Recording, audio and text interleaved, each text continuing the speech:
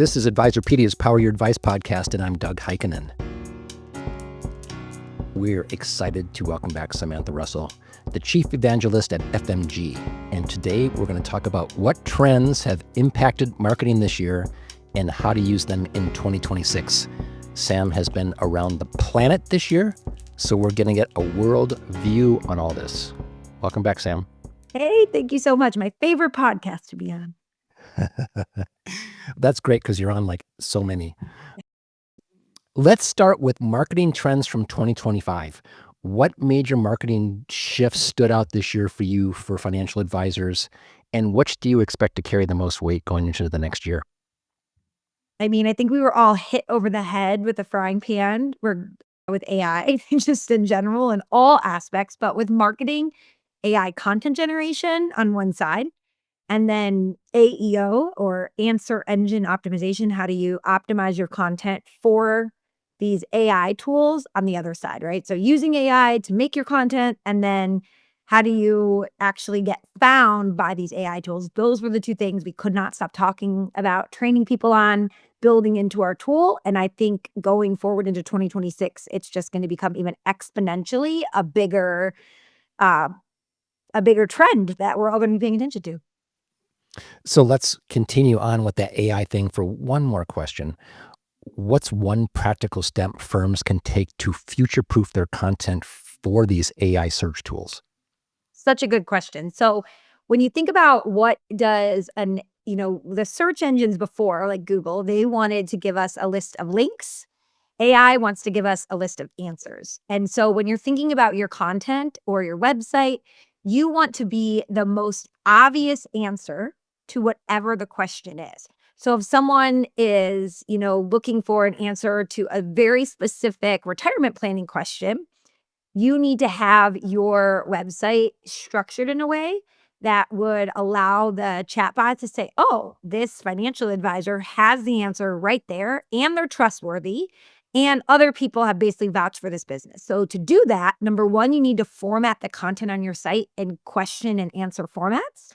We actually added a new widget to FMG websites where on any page you can add an FAQ section. And on the back side in the code, we added something called schema markup. So I know people listening to this are not themselves coders. You don't need to worry about it, but just make sure whatever website platform you're using, has that schema markup so that the AI tools know this is the question and this is the answer. Then you want to make sure you get Google reviews. So it's telling these AI tools, this is a legitimate business other people have used and vouched for. And then you want to get as many quotes or media mentions as you can so that you're being talked about in other places, because the AI tools really like that. They don't want to just hear that, what you have to say about your business. They want to see that other people are also talking about you as an expert in this particular area. Should you dump everything you're doing for SEO or do both? I think the big thing is to think that SEO had certain things that are going to carry forward into AEO and other things that, are not going to be as relevant. So, SEO is all about keywords. With AEO, it's really about what we call long tail questions. So you're going to have less traffic overall. But if somebody is referred to you from one of these AI tools, studies are showing that they convert about 3 times higher than when you were just listed in a Google result and the person came from Google. So the buyers coming from AI tools are much more qualified. And so the more specific we can be, the better our conversion rates are going to be in this AEO world. All right. With so much automation, one thing advisors can really stay on top of is humanizing their marketing. How do they do that with all this digital marketing going on? Yeah, I think it's such a good question. So really think about what can't AI do right now, right? So, hosting events, whether it's a webinar or a in-person event, you showing up, being the face that people are seeing, the voice that they're hearing, that is something that really, creates that human connection, that human bond. And there's been a lot of studies that people are trusting AI to give them recommendations for jeans, for a restaurant, but not nearly as much for going and investing all their money on their behalf. We're still looking for that human to do that for us. So the more you can think about ways to drive home that human connection, I think events is just such a good one. And we're seeing a lot of advisors have phenomenal success with events, from everything from hosting a client picture day, right? Hey, we're going to hire the photographer. You come in, bring your kids, your grandkids, sign up, and we will take everybody's family photos. You can use them on your Christmas card. What a great way to meet multi-generations of the family. Talk about the great wealth transfer. That's a great way to do it. But you can also, have maybe a scamming or a fraud expert, a local FBI person come in and do a online event, like a webinar where you say, okay, what are the AI scams or the phone scams, the text scams happening right now? And tell your clients, and hey, you can invite a friend. So all of those types of things really go a long way in building that connection and being the person that other people are going to think about when they think about who can I trust in this situation. How can advisors use social proof like reviews and testimonials? So, first, are they getting more comfortable with reviews and testimonials, and how can they strategically use them in 2026? Yeah, I mean, I think overall, I was just on a panel at SIFMA in New York City. So there's a lot of like the very large banks and firms there who've historically said, absolutely, our advisors are not allowed to solicit reviews. And when they heard from a panel of experts that if you want to get found in AI search, you have to have reviews, and the firms that don't have them are just literally not showing up, they have no visibility, they're really rethinking what are the compliance rules around this and what can we do to allow it for our advisors. So yes, 100% it's shifting. And there are ways to do it compliantly, right? There's tools out there. There's Testimonial IQ, there's Wealth Tender, there's Amplify reviews where they aren't just going to Google and soliciting reviews from clients there. They're doing it in a compliant way. And actually, tools like ChatGPT don't have the same access to Google results that they do in some of these third-party tools. So in some cases, you're even better in that way, depending on where the AI search is starting from.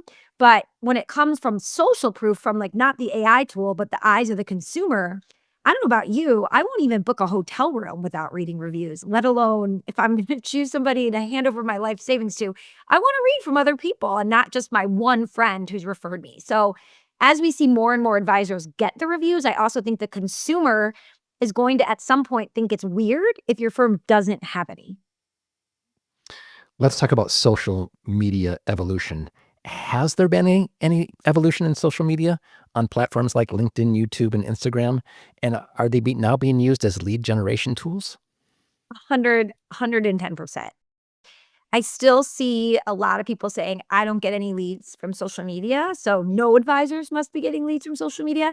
But I would argue that the way you're using it is wrong, right? So typically, a lot of people just post. They, take content and just post it, and that's all they do. The real lead gen comes from the engagement. And I don't mean connecting with someone on LinkedIn and immediately sending them a DM trying to sell them on your firm. I mean, asking questions, providing value, interacting. So the algorithms love that back and forth of comments. And if they see a post gets a lot of comments, they'll show it to more people. And the more people who see it and engage with it, the more visible you become, right? So there was an advisor who, my friend Kendra Wright, who's another marketer, she just posted this story where he got rid of all the other social platforms. He honed in on just one, which was LinkedIn, because of his particular audience that he was serving, which was lawyers, and every single day he showed up and had a very just easy to read, well-written post that taught something about financial planning, wealth management, investments that would be pertinent to lawyers. And if you look at his actual posts, there's not a lot of likes, not a lot of comments, but he got, I think she wrote 10 leads in the last year. And I think it was like a 50% close rate from LinkedIn directly. So they're more lurkers than they are active, but it 100% works if you have the right strategy for your particular audience. All right, let's talk about short form video and authentic storytelling. What advice do you have for advisors who are hesitant to get in front of the camera? And isn't there a fine line between just getting in front of the camera and doing it well? 100%. You don't want to do it just to check a box and say, well, I did it, right? You need to have somebody on there who's going to put your business, your best foot forward. So I'm so bullish on video for lots of reasons. I think Again, in this influx of AI written content we have, video really stands out. It also allows for deeper connection. It's why we start to feel like we know celebrities and people we see on TV or in the news all the time. But if you really, really struggle in front of the camera, then maybe you're better off to do an interview series where you're just doing an intro and asking somebody else questions and letting them answer them. Like, shine a light on other people, make them the hero. Or maybe you would rather do a podcast than a, video series. I do think video is amazing, but it is not 100% right for everyone. That being said, I do think you would feel more confident if you felt like I'm just recording a video that I'm going to send to some of my friends to teach them this one thing. And think of one question that someone has and record your answer to it. And just use what you already have, your phone.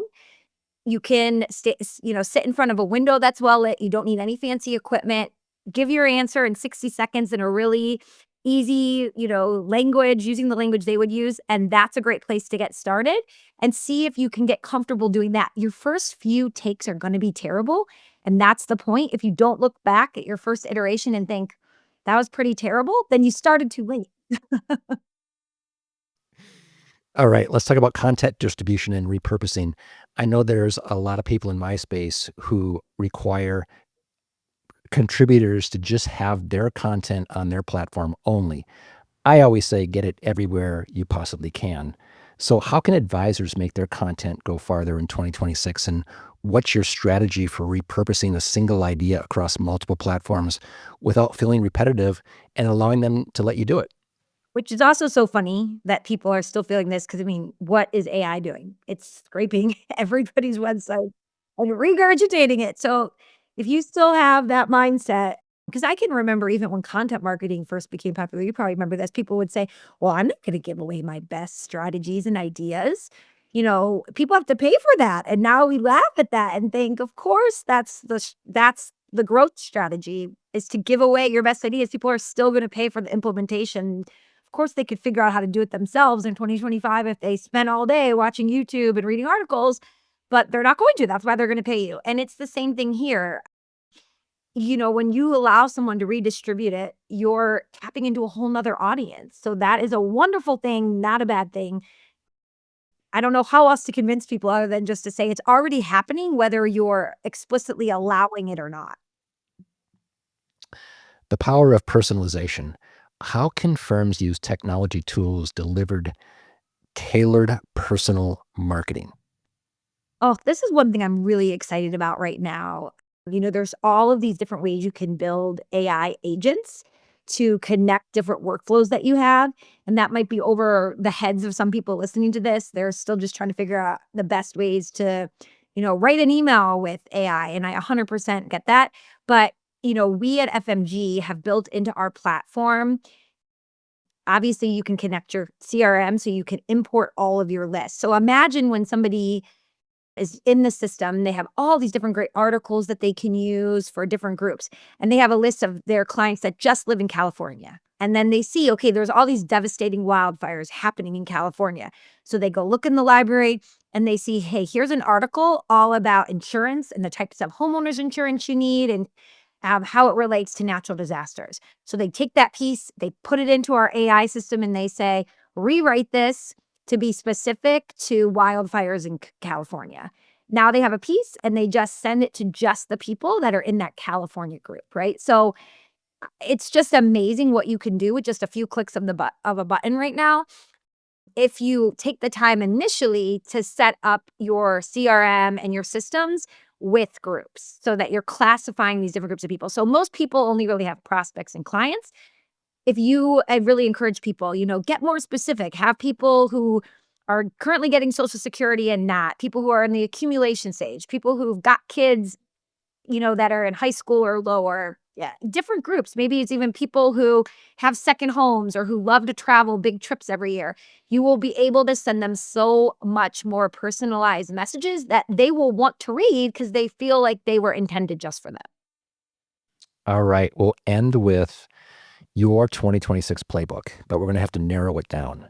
We talked about a lot of stuff, so I'm going to make you give your top 3 priorities for 2026 that advisors should focus on most. I'd say number one, I feel like a lot of people are either scared of AI, overwhelmed by it, or they don't know where to start. And they're like a kid in a candy store. They have all these different tools. I think get very, very clear on where are the parts of your business that you can incorporate AI in a way that's going to make you more efficient right now. And marketing should 100% be one of them. If you haven't checked out FMG in a while, we've got all these great new marketing tools built in, but any provider you're working with should have them in a way to make your marketing more personalized. People are no longer going to read messages that are for everyone. They want to read ones that feel like they were handpicked just for them. So that's number one, use AI and in a way to get more personalized with your marketing. The second one would be, if you remember the story I told about the gentleman with LinkedIn, I said he got rid of all the other platforms and went all in on that one. Think about where your prospects are hanging out online and really go all in on that one platform. It's not enough anymore to try to be everywhere for all things for all people. You end up diluting because you can't engage in the way that you really, really want to. So it's fine to post on multiple platforms, but choose one to really focus your engagement where you're commenting and liking and DMing people, and that be the platform that you spend the most time on from a social perspective. And then the last thing is, make somebody in your organization the face of the company, because we do need to humanize our practices. We need to get more personal. The personal is what differentiates from all the other options that are out there and all the technology. And when people are choosing advisor at the end of the day, they're choosing it for the relationship. So make someone the face of your company, whether it's, sharing their photo and articles from them, having them record videos or podcasts. You really want to be someone that's stepping out behind the logo. All right, Sam. Great stuff as always. Thank you so much for being with us. Thank you. For more information about FMG, please visit them at fmgsuite.com. We are on all social media platforms at Advisorpedia. Please give us a follow. For our producer, Tori Miller, and everyone at Advisorpedia, thank you so much for listening.